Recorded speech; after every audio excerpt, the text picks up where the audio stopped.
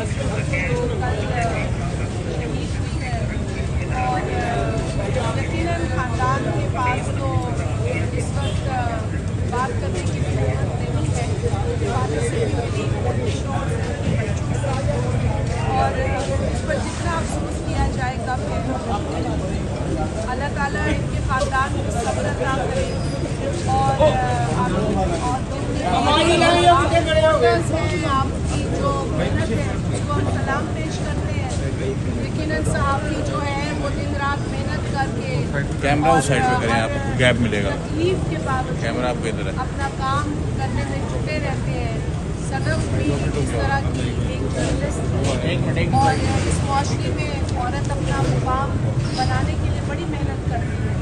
तो उस हमारी बहन ने भी मेहनत करते हुए अपनी जान दी है, लेकिन हमारी ये भी ख्वाहिश होगी कि इस तरह के वाक़यात ना हो, इसलिए अगर किसी पर जिम्मेदारी निकलती है तो वो देखा जाए, और इसे हम सिर्फ हादसा नहीं कहें, इसको अगर सुधारना है सिचुएशन को तो इस पर काम करने की ज़रूरत है।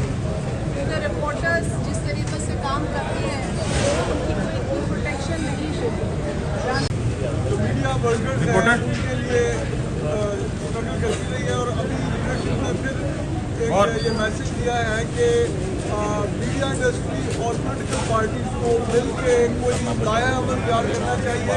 पहले भी पीपल्स पार्टी ये प्रपोज करती रही है कि किस तरह पॉलिटिकल रैलीज में और अदरवाइज पॉलिटिक्स को कवर करते हुए अगर कोई SOPs हैं मुख्तलिफ हालात में कोड्स बनाए जाएँ, और उसके बाद जो मीडिया के वर्कर्स हैं, हमारे रिपोर्टर भाई, हमारे जर्नलिस्ट, वो जब कोई इस तरह की एक्टिविटी में, किसी हादसे में उनका कोई इंतकाल होता है या ज़ख्मी होते हैं, वो ज़ख्मी तो होते ही रहते हैं जिनको इतना हाईलाइट नहीं किया जाता।